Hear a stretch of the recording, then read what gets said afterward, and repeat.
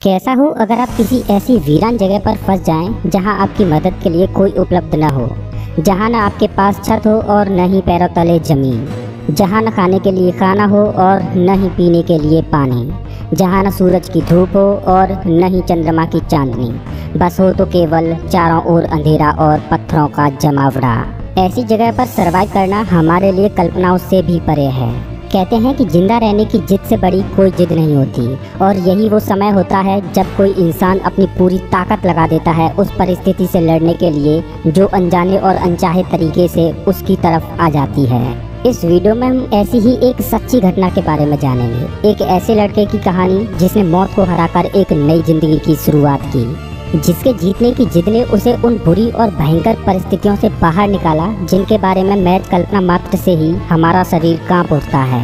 तो आखिर क्या है एरॉन रेलस्टन की कहानी, चलिए देखते हैं। ये कहानी है एक लड़के की जिसका नाम है एरॉन रेलस्टन। एरॉन घूमने फिरने के बहुत शौकीन है और अपने इसी शौक के चलते एरॉन एक बार हाइकिंग के लिए जाते हैं। जहाँ वो हाइकिंग के लिए जाते हैं वो पूरा इलाका वीरान होता है। वहाँ दूर दूर तक कोई नज़र नहीं आता। अगर कुछ नज़र आता है तो वो हैं बड़ी बड़ी चट्टानें और सकरे पहाड़। लेकिन जिस वक्त एरॉन हाइकिंग के लिए जाते हैं तब वहाँ दो लड़कियाँ और दिखाई देती हैं। असल में ये लड़कियाँ भी हाइकिंग के वक्त अपना रास्ता भूल चुकी होती हैं और फिर वो एरॉन से मदद मांगती हैं।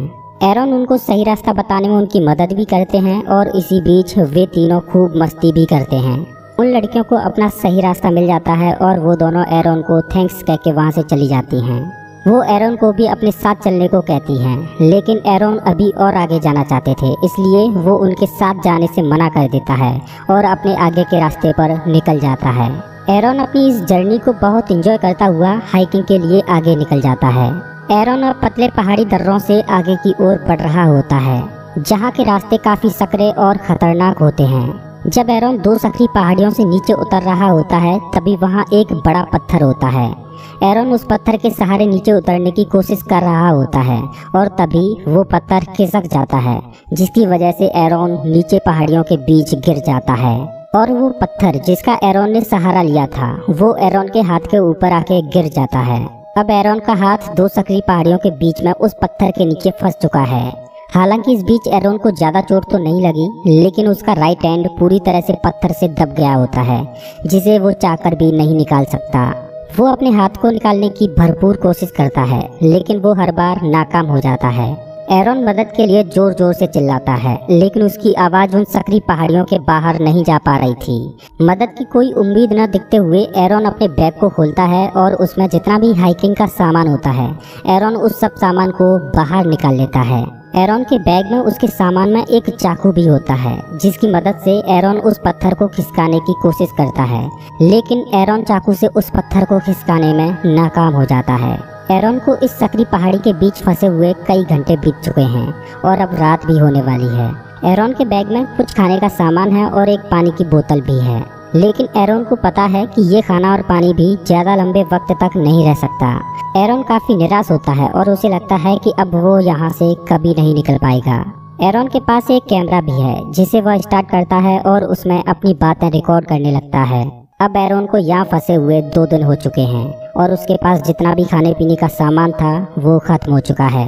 एरॉन के पास खाने को कुछ भी नहीं बचा और इसलिए एरॉन अब बहुत दुखी है, क्योंकि उसे अब यकीन हो गया है कि अब वो यहाँ से जिंदा वापस नहीं जाएगा।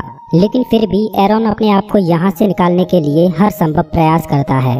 एरॉन जिस पहाड़ी के दर्रे में फंसा है वहाँ धूप बस 15 मिनट के लिए आती है और फिर चली जाती है। एरॉन का एक और दिन इसी उम्मीद में बीत जाता है कि शायद आज वो यहाँ से बाहर निकल जाएगा, लेकिन ऐसा नहीं हो पाता। इन 3 दिनों के अंदर एरॉन भूख से, प्यास से और वहाँ की परिस्थितियों से पूरी तरह से परेशान हो जाता है और अब वो यह तय करता है कि अब वो अपना हाथ काट लेगा जो अभी भी पत्थरों के बीच फंसा हुआ है। एरॉन उस सकरी पहाड़ी के बीच किसी भी कीमत पर नहीं रहना चाहता, चाहे इसके लिए उसे अपना राइट हैंड ही क्यों न गंवाना पड़े। और अब एरॉन अपने हाथ को काटने के लिए पूरी तरह से मानसिक रूप से तैयार हो चुका है।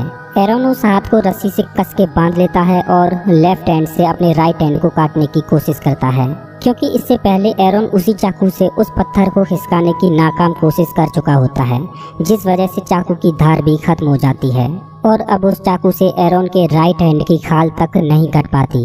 इस बात से अब एरॉन को और भी ज्यादा धक्का लगता है और उसके बाहर निकलने की आखिरी उम्मीद भी टूट जाती है। और इसी बीच एरॉन का एक और दिन वहां फंसे हुए बीत जाता है। एरॉन अब पूरी तरह टूट चुका है।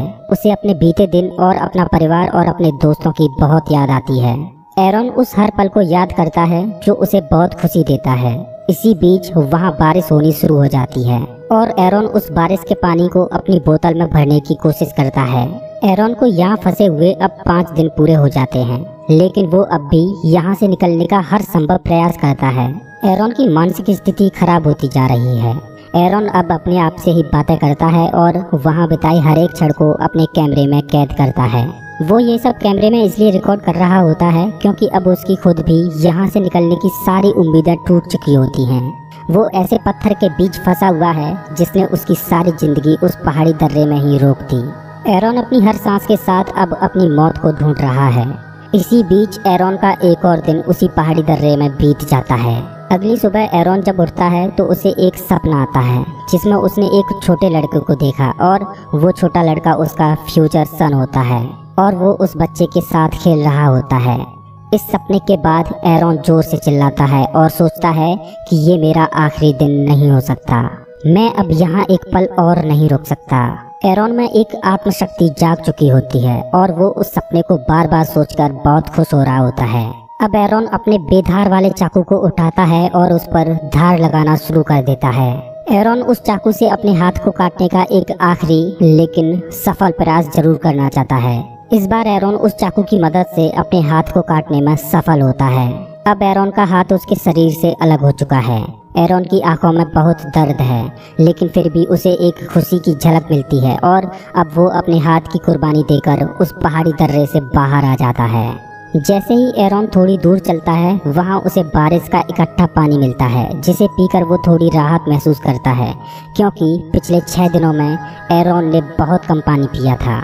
इसके बाद एरॉन को वहाँ एक फैमिली मिलती है जो उसे उसके घर पहुँचाने में मदद करती है। कहते हैं कि इंसान जब विपरीत परिस्थितियों में फंसा होता है तो उस वक्त वह सब कुछ कर जाता है जो उसने कभी सपने में भी नहीं सोचा होता, क्योंकि वही वो समय होता है जब हमारा दिमाग उन सभी सीमाओं को तोड़ देता है जिन्हें हम अपने आप बना लेते हैं। इसलिए विपरीत परिस्थितियों में अपने आप को कभी भी कमजोर न समझें और उस परिस्थिति से लड़ने के लिए मानसिक रूप से हर संभव कोशिश करें।